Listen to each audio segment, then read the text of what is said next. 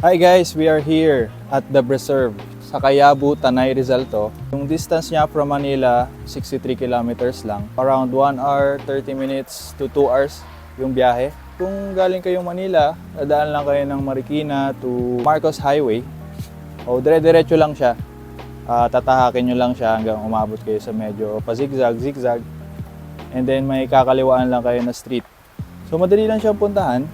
Kalsada niya, paved road naman lahat. Pag medyo malapit na kayo, mga 1.5 kilometers, doon lang medyo rough road na wala ng konti yung kalsada. Bato-bato, ganyan. Pero kahit ganoon, kayang-kaya ng kahit anong types ng car.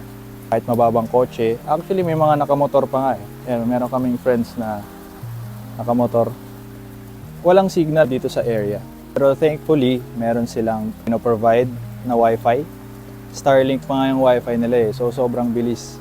Okay din siya kung may mga work kayo. If you want to connect with family din, pwede nyo pa i-video call yung mga kamag-anak nyo sa ibang bansa or kahit saan man. Meron siyang 4 camp areas. Camp A, Camp B, Camp C, and Camp D. Maganda dito, per camp area niya, meron na silang hugasan. Meron ding platform kung nasan tayo ngayon.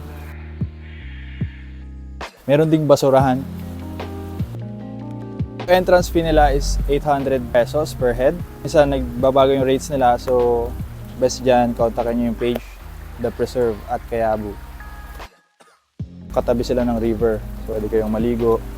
Tampisaw. So mababaw lang naman yung ilog, hindi rin naman malakas yung agos ng ilog. Ganda rin dito, meron silang view deck. No? So ito, kung nasan tayo ngayon. So yan, isang malaking area, pwedeng kumain. Dito kami nag-dinner actually last night. Sobrang comfy din yung chair nung nandun. So nakaka-relax habang tumitingin sa view ng river, ng nature, ng mga bundok. Diba? So very relaxing tong place na to. Isa pang magandang ino-offer nila is itong umbrella, no? Kung ayaw nyo na magdala ng tent, pwede nyo rentahan yan. Good for 8 people ang pwedeng matulog dyan. So nakasetup na siya ng ganyan, meron na siyang aircon, meron ding sink, kompleto na. So best yan for mga newbie campers na wala pang tent, they want to try out camping or going outdoors overnight, the best yan. As of now, ang rate niya is 7,500 per night. Pero best pa rin is to message the page. Isa pang okay dito is yung CR nila. Sa lahat ng campsites na napunta namin, ito na yata yung pinakamagandang CR.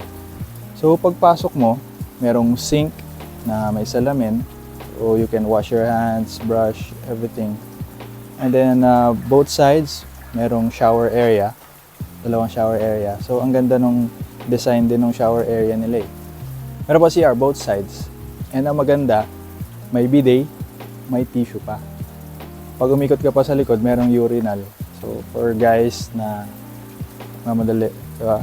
Napakaganda ng CR nila dito. Akala mo nasa hotel.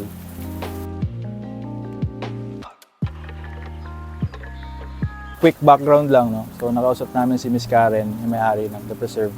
Yung malaking bahay na yan, available yan for Airbnb. So, pwede nyong i-book yung bahay na yan. Initially, gusto lang talaga nila mag-avail ng bahay dito. Siguro parang rest house to relax. Pero ginawa nilang campsite 2 years ago. So I think that's why napakaganda nung pagka-setup nila dito. Very homey vibe, very chill, very comfortable.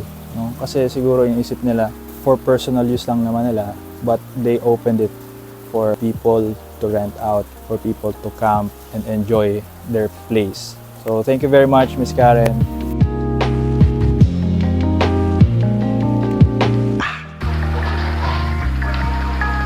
So, masasabi ko, itong The Preserve, perfect siya sa mga gustong mag-start sa camping. Gusto nyong mag-camp na wala kayong dinadaanan na rough terrain. Isa sa pinakamadaling access to. And also, very patag yung lugar niya. Madali mag-setup ng tent kung newbie pa lang kayo mag-setup ng tent. Diba? Very peaceful yung lugar din. Para siyang secluded area eh, na malaki. Guys, kung newbie campers kayo, gusto niyo i-try out yung Camping World, I think this would be the best first campsite na itatry nyo. So yun, sana nakatulong sa inyo ang camp review ko. Malay nyo, magkita-kita tayo dito. No? Sana matry nyo din. And balitaan nyo ako sa comments down below if matry nyo. Or if you recommend other campsites or advanced camping. Gusto nyo yung may off-road or what. So, usap tayo sa comments down below. Syempre, please don't forget to like and subscribe to my channel. Thank you very much. See you on the next one. Bye-bye.